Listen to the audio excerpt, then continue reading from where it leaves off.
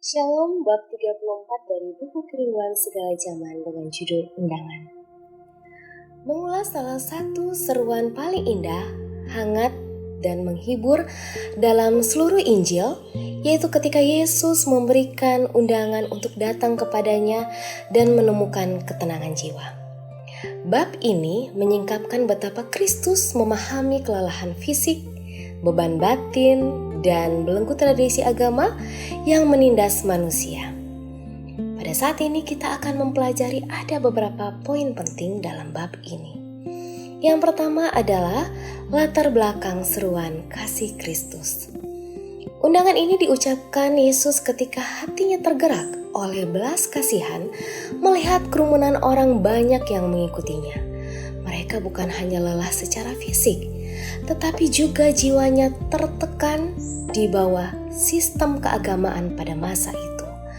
Para pemimpin agama, yaitu orang Farisi dan ahli Taurat, membebani rakyat dengan ratusan aturan dan tradisi kaku yang membuat hidup mereka terasa berat, tanpa pernah memberikan jalan keluar atau penghiburan rohani yang nyata. Yang kedua, panggilan agung untuk yang letih lesu. Melihat penderitaan dan kebingungan mereka, Yesus menyerukan undangan yang sangat terkenal itu. Di dalam Matius 11 ayat yang ke-28. Marilah kepadaku yang letih lesu dan berbeban berat. Aku akan memberikan kelegaan kepadamu. Undangan ini ditujukan kepada semua orang tanpa terkecuali, yaitu mereka yang berbeban berat karena pergumulan dosa dan rasa bersalah. Mereka yang lelah mencoba menyelamatkan diri sendiri melalui usaha, amal, atau ketaatan hukum yang sia-sia. Dan mereka yang patah hati, tertekan oleh beban hidup, kebingungan, dan penderitaan fisik maupun mental. Yang kedua, yaitu memikul kuk Kristus. Yesus melanjutkan undangannya dengan sebuah ajakan yang tampak paradoks. Matius 11 ayat 29 sampai 30. Pikulah kuk yang kupasang dan belajarlah kepadaku, karena aku lemah lembut dan rendah hati, dan jiwamu akan mendapat kemenangan. Sebab kuk yang kupasang itu enak dan bebanku pun ringan. Ellen G. White menjelaskan makna metafor kuk. Kuk dunia atau dosa itu membawa perhambaan, kecemasan, keegoisan, dan rasa tidak puas yang melelahkan jiwa. Sedangkan kuk Kristus adalah penyerahan diri secara total kepada kehendak Allah. Ketika seseorang memeluk kuk Kristus, ia melangkah berdampingan bersama Tuhan. Kristus sendiri yang menanggung porsi beban terberatnya, sehingga beban hidup menjadi ringan dan membawa kemerdekaan sejati. Poin selanjutnya yaitu pelajaran kerendahan hati dan kelembutan.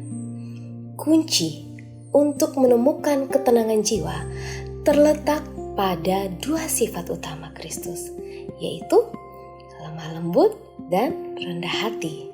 Sebagian besar penderitaan, kejengkelan, dan kelelahan mental manusia itu bersumber dari kesombongan, ambisi pribadi, dan keinginan untuk mempertahankan harga diri. Dan ketika seseorang belajar kerendahan hati dari Yesus Kristus, ia tidak lagi gampang tersinggung. Cemas akan pendapat orang lain tidak lagi, atau lelah mengejar hal-hal duniawi yang fana. Poin selanjutnya adalah kelegaan sejati hanya ada di dalam Kristus.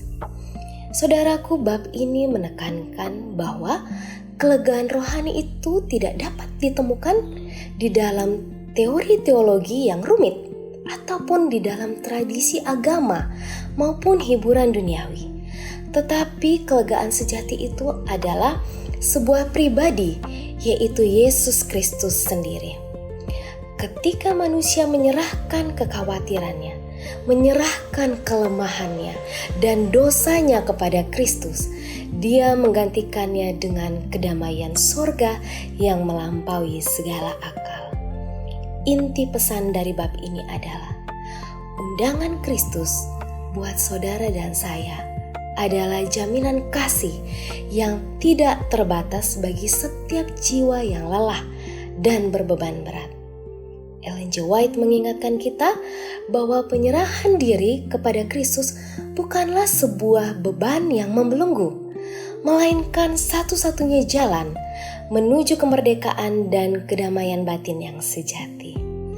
Memikul kuk Kristus berarti berjalan bersama dengan Tuhan dalam kerendahan hati, di mana setiap beban hidup yang kita miliki diubah menjadi kebebasan dan sukacita. Tuhan Yesus memberkati kita semua.